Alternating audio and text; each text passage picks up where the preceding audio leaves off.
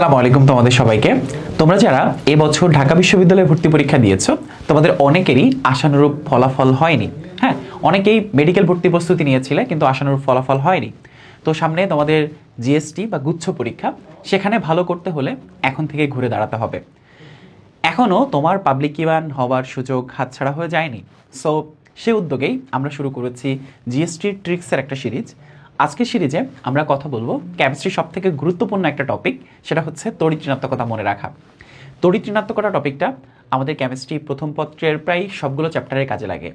কোনটা পানিতে দ্রবীভূত হবে, কোনটা পানিতে দ্রবীভূত হবে না, এরপর কোনটা আমাদের দ্রাব্যতা বেশি, ঠিক আছে। এরপর এরকম টাইপের আমাদের অসংখ্য টপিক, জৈবযোগে ইলেকট্রোফাইল, নিউক্লিওফাইল, ইলেকট্রোফিলিক বিভিন্ন বিক্রিয়া, বন্ধন বিভাজন, ইলেকট্রোফিলিক সংযোজন বিক্রিয়া, এরপর ফ্রি রেডিক্যাল, কার্বোক্যাটায়ন, কার্বনায়ন, এদের সক্রিয়তা, অনেক কিছু ডিফাইন করতে তড়িৎ ঋণাত্মকতা টপিকটা অনেক বেশি গুরুত্বপূর্ণ। সো অনেকেই তড়িৎ ঋণাত্মকতা টপিকটা মনে রাখতে পারো না। সো আজকের এই শর্ট ট্রিক্সের ক্লাসটা দেখার পরে তড়িৎ ঋণাত্মকতা নিয়ে তোমাদের আশা করছি কোনো সমস্যা থাকবে না। সো আমাদের এই যেই জিএসটি শেষ মুহূর্তের প্রোগ্রামটা শুরু হয়েছে, সেখানে টিচার প্যানেল দেখতেই পাচ্ছ। তো এখানে বেশ কিছু ইউনিক ফিচার রয়েছে। 60+ লাইভ ক্লাস থাকবে ফিজিক্স, কেমিস্ট্রি, ম্যাথ, বায়োলজির উপরে। এক্সামের পূর্বে স্পেশাল সাজেশন ক্লাস থাকবে, প্রতিটা ক্লাসের সাথে পিডিএফ থাকবে, হ্যাঁ, এবং মডেল টেস্ট তো থাকবেই। সো দেরি না করে চলো আমরা তড়িৎ ঋণাত্মকতা মনে রাখার মজার ট্রিক্সটা শিখে নেই, ঠিক আছে। সাধারণত কতগুলো তড়িৎ ঋণাত্মকতা প্রয়োজন হয় আমাদের প্রায় 18 থেকে 20টার মতো মৌল। সো সবগুলো মৌল আমরা পর্যায় ভিত্তিকভাবে শিখব। ওকে, তো প্রথমে আসো আমরা পর্যায় 2-এর মৌলগুলোর নাম লিখি, ঠিক আছে। এগুলো নিশ্চয়ই তোমাদের সবার জানা আছে, ঠিক আছে। লিথিয়াম, বেরিলিয়াম, হ্যাঁ, boron, carbon, nitrogen, oxygen, fluorine এবং নিয়ন, ঠিক আছে। আমরা যেটা মনে রাখবো সেটা হচ্ছে এই যে দ্বিতীয় পর্যায়ের মৌলগুলো, এগুলোর তড়িৎ ঋণাত্মকতার জন্য শুধুমাত্র একটা তড়িৎ ঋণাত্মকতা মনে রাখবো, বাকি সবগুলো অটোমেটিক্যালি বের হয়ে যাবে। লিথিয়ামের জন্য তড়িৎ ঋণাত্মকতার ভ্যালু হচ্ছে 1.0। এরপর বাকি যে মৌলগুলো রয়েছে সবার সাথে আমরা যদি 0.5 করে যোগ করে দেই, যোগ তো তোমরা সবাই পারো তাই না, তাইলে দেখবা সবগুলো মৌলের তড়িৎ ঋণাত্মকতা ইজিলি বের হয়ে যাচ্ছে। আমরা কত করে যোগ করব? 0.5 করে করে সবার সাথে যোগ করব। দেখো 1.0, 1.5, 2.0, 2.5, 3.0, 3.5, 4.0, আর যেহেতু নিষ্ক্রিয় গ্যাস তাই তার ক্ষেত্রে তড়িৎ ঋণাত্মকতার ভ্যালু হবে 0। দেখো কত ইজিলি আমরা বের করে ফেলতে পারলাম না। এরপরে আসো আমরা পরবর্তী পর্যায়ের মৌল, তৃতীয় পর্যায়ের মৌলের ক্ষেত্রে যাই। সোডিয়াম, হ্যাঁ, magnesium, aluminium, silicon, phosphorus, sulphur, chlorine এবং আর্গন। তো এদের ক্ষেত্রে আমাদের ট্রিক্সটা সেম। উপর থেকে নিচের দিকে গেলে ইলেকট্রোনেগেটিভিটির ভ্যালু কিন্তু কমতে থাকে, তাই না? ইলেকট্রোনেগেটিভিটির ভ্যালু কমতে থাকে, তাইলে নিশ্চয়ই একের থেকে কিছুটা কম হবে। এক্স্যাক্টলি ভ্যালুটা হচ্ছে 0.9। এবার দ্বিতীয় পর্যায়ে প্রত্যেকের সাথে আমরা 0.5 যোগ করেছি। এবার আমরা 0.3 যোগ করতে থাকবো সবার সাথে, 0.3 যোগ করতে থাকবো সবার সাথে, ঠিক আছে।